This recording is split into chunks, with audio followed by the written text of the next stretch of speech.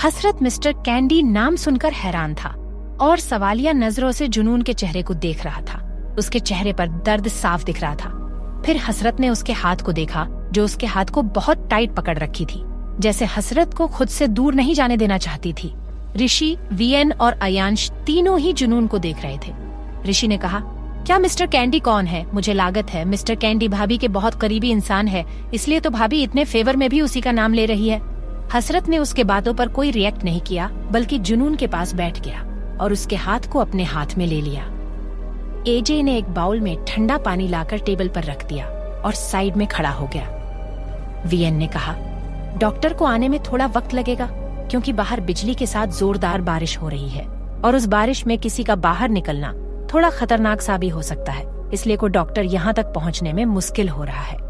उसकी बात सुनकर गुस्से में वीएन की तरफ देखते हुए दांत पीस कर कहा, मुझे फर्क नहीं पड़ता उनके मुश्किलों से, बस वो यहाँ जितनी जल्दी हो सके उतनी जल्दी पहुँच जाए। अगर मेरी जुनून को कुछ हुआ ना तो उन डॉक्टरों की पूरी जिंदगी मुश्किल में हो जाएगी। हसरत को इतना पजेसिव देखकर ऋषि ने कहा, भाई आप शांत हो जाइए, आपको सबसे पहले भाभी के भीगे हुए कपड़े बदल देना चाहिए, वरना उनकी हालत और भी खराब हो सकती है।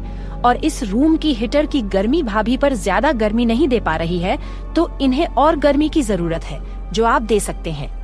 हसरत ने जुनून को देखा, जो अभी भी कांप रही थी और अभी भी उसके भीगे कपड़े उसके शरीर से चिपके हुए थे। वीएन ने कहा, हाँ मुझे भी यही लगता है, और पता नहीं डॉक्टर को आने में कितना वक्त लगेगा। अयांश ने इस पर कुछ नहीं कहा, क्योंकि भले ही जुनून उसकी बहन की दोस्त थी, पर वो हसरत की वाइफ भी थी, इसलिए अयांश ने कुछ नहीं कहा और उसने भी सबके बातों में हामी भर दी। तभी हसरत ने ये सब समझते हुए अपना हाथ उठाकर उन सबको जाने का इशारा कर दिया। तीनों इशारा देखते हुए वो तीनों रूम से बाहर चले गए और बाहर से डोर लॉक कर दिए और तीनों बाहर जाकर सोफे पर बैठ गए। ऋषि ने एक छोटी सी स्माइल करते हुए कहा, आज मुझे भाई को देखकर खुशी हो रही है, क्योंकि पहली बार भाई ने अपने चेहरे पर किसी के लिए इतने इमोशन दिखाया था, वरना कभी किसी के लिए इतना पजेसिवनेस नहीं हुआ था। और भाभी का खाने का डर और दर्द भाई के चेहरे पर दिख रहा था। भले ही उन्होंने अपनी पूरी ना सही, उन्होंने थोड़ा सा फीलिंग एक्सप्रेस किया, इसलिए मुझे खुशी है और इसलिए मैंने जुनून को भाभी एक्सेप्ट कर लिया।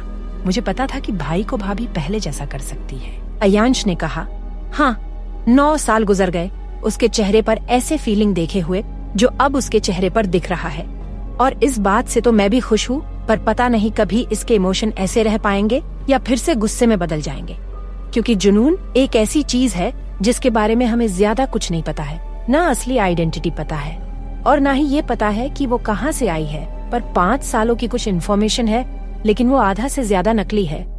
वीएन ने कहा, ऐसे पहली बार देखा है कि किसी की इतनी सफाई से इन्फॉर्मेशन छिपाया गया है कि उसे ढूंढना भी मुश्किल है, और जैसे लगता है कि उसकी इन्फॉर्मेशन उन्हें किसी से छिपाने के लिए जानबूझकर छिपाई गई हो।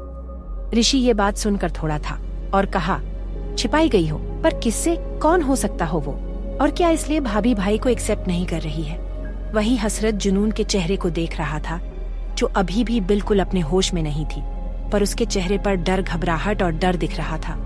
भले कि हसरत उसे दर्द को समझ नहीं पा रहा था, लेकिन फिर भी उसके दिल में एक अलग सा ही दर्द हो रहा था, जैसे उसका दिल उस दर्द को फील कर दिया हो। उसी पल हसरत ने अपने होठ जुनून के कांपते होठों पर रख दिया और कुछ वक्त अपने होठ उसके होठों पर रखा ही रह गया। जुनून भले ही होश में नहीं थी, पर उसके होठों को फील कर पा रही थी, जिससे उसके आंखों से उसके गालों पर आंसू सरकने लगे। और वैसे ही हसरत ने अपने शर्ट को निकाल देता है, उसे दूर होते हुए अपने पूरे कपड़े उतार कर उसके बाजू में लेट गया और जुनून के कपड़े भी धीरे धीरे उसके शरीर से उतार दिया और अच्छे से ब्लैंकेट से खुद को जुनून को ढकते हुए जुनून को टाइटली पर सॉफ्टली पकड़कर उसे अपने सीने से सटा लिया। जुनून हसरत की फ्रेग्रेंस महसूस कर अपना हाथ उसके कमर में डाल देती है और हसरत को टाइट कस लेती है और कांपते हुए कहती है, मुझे आपकी जरूरत है। हसरत ने उसे देखते हुए कहा, जो तुम चाहती हो वो मैं नहीं कर सकता, क्योंकि तुम अपने होश में नहीं हो। हसरत जैसे ही अपना हाथ उसके पीठ से हटता है, वैसे ही जुनून उसे और भी टाइट पकड़ते हुए बोली, मैं आपको चाहती हूँ, मैं आपके पास रहना चाहती हूँ, मैं आपसे दूर नहीं होना चाहती हूँ। लेकिन उसी पल जुनून की तुरंत पकड़ ढीली हो गई और घबराते हुए बोली, लेकिन वो लोग मुझे ले जाएंगे, मुझे कैद कर देंगे। हसरत उसका कन्फेशन सुनकर हैरान था, पर उसके कैद की बात सुनकर उसका चेहरा गुस्से में भर गया। तभी हसरत ने गुस्से में कहा, कौन तुम्हें कैद कर लेगा, बताओ मुझे। जुनून घबराते हुए बोली, वो डार्क। जुनून उसका नाम बोलने से पहले ही वो डर और घबराहट से अपना मुंह हसरत के सीने में छिपा लेती है और भी ज्यादा कांपने लगी। हसरत उसके घबराहट को देख उसका चेहरा सख्त हो गया और उसे शांत करने के लिए उसके बालों में हाथ फेरने लगा और कहा, मेरे होते हुए तुम्हें कोई भी कैद नहीं कर सकता, मैं हूं तुम्हें लिए। मन गुस्से में कहा, मैं उस हर एक इंसान को मार दूंगा जो तुम्हें इस तरफ कांपने पर मजबूर करेगा। मैं तुम्हारे अंदर से हर वो डर खत्म कर दूंगा जिससे तुम्हें मुझसे अलग करेगा। रात के 2 बजे डॉक्टर्स की एक पूरी टीम आ चुकी थी और जुनून का चेकअप करते हुए बोले, इनका कुछ हद तक फीवर उतर चुका है और हमने इंजेक्शन दे दिया है और ये सुबह तक होश में आ जाएगी। और क्या ये किसी बात को लेकर बहुत ज्यादा टेंशन में है? क्योंकि इनका बेहोश होने का कारण बारिश नहीं है, बल्कि इनका किसी एक ही बात को सोचने की वजह से उन्हें स्ट्रेस हो गया था, इसलिए ये बेहोश हो गई थी। हसरत उसकी बात सुनकर हैरान था, क्योंकि ज्यादातर टाइम हसरत के पास ही रहती थी। उसने कभी नोटिस नहीं किया कि वो हर वक्त किसी स्ट्रेस में रहती थी। जुनून हमेशा ही अपने फेस को नॉर्मल बनाकर रखती थी। अब हसरत को कुछ हद तक बहुत कुछ समझ आने लगा था, भले ही जुनून की बात अधूरी रह गई थी। ऋषि, वीएन और अयांश ही थोड़े हैरान थे। अयांश को भी कभी महसूस ही नहीं हुआ था कि जुनून किसी टेंशन में थी, जबकि कभी कभी उसके घर जाया करती थी। ऋषि ने कहा, भाभी को किस बात की टेंशन हो सकती है? क्या उन्हें इस बात का टेंशन तो नहीं कि भाई उस मिस्टर कैंडी को मार देंगे?